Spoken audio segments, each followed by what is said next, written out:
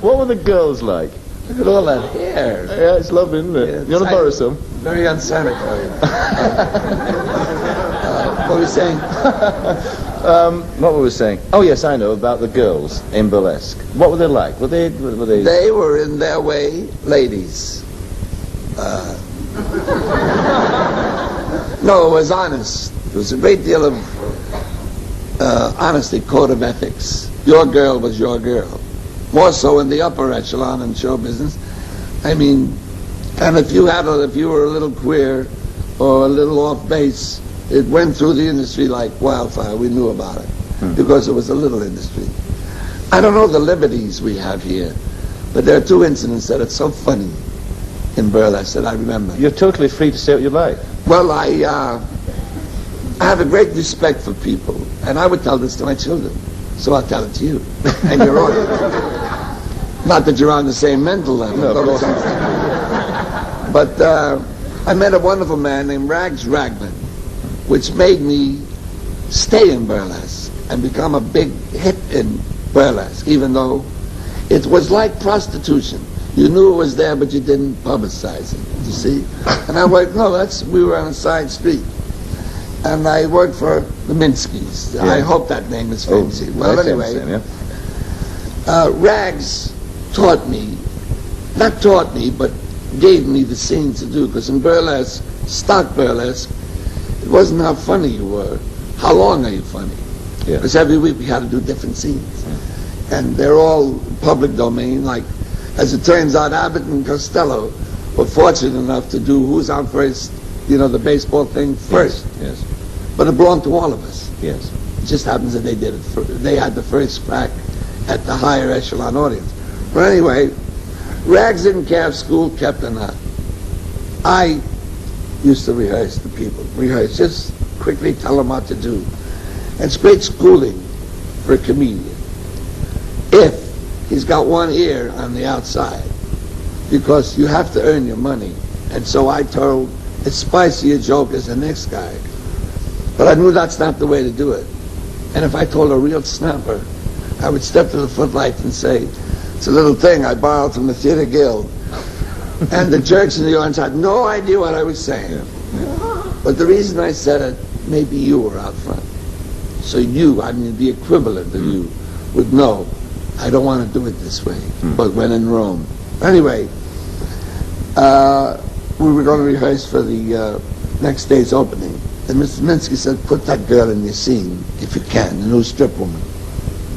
And when we got to the theater to rehearse, I looked at the new girl, and oh boy, I have never seen in my life. Nor have I. Well, God rest her soul, she made Marilyn Monroe look like a boy, Anyway, I immediately took her out of the scene. Because even in the business suit she was wearing, I couldn't believe that it was true. Well, most tremendous size.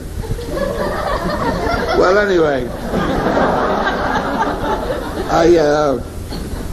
I took her out of the scene, mentally, and put another girl in. But I was going to break a rule. You never watch the strip women in the wings. You give them that courtesy. And you never lift their costumes that they drop in the wings. That's their business. You can always tell a Johnny newcomer in burlesque, he watches the strips from the wings. You give the girls that courtesy. Excuse me. I don't know what the hell I'm nervous for. You're not nervous at all. Just got a cold or something. Well, actually, I just woke up.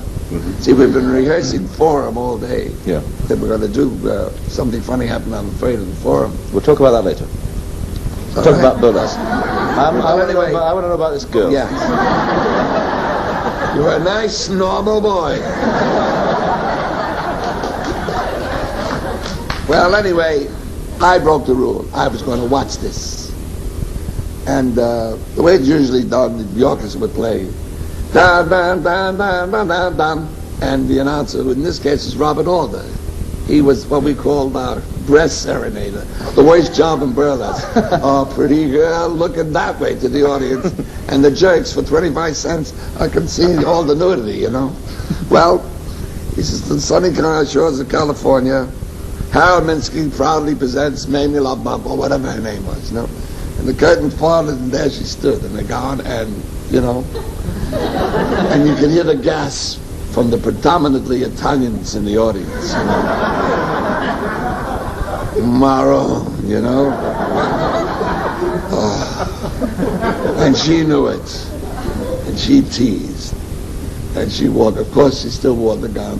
Did the first chorus of what we call the tease. Then the second chorus where she pulls down certain parts and then turns to the audience and does this, you know, nude from the waist up. Now you cannot tell dimensions when they stay like that. But at the end of the third chorus, she did this. And ba-boom, you know, like some beautiful tray with an edge on it. Wow. There's always that one jerk in the audience with a great sense of humor. There's always that one guy. There's a lot of heckling, but there's also some fun. And as this climax hit, Zazam, this voice said, California, here I come.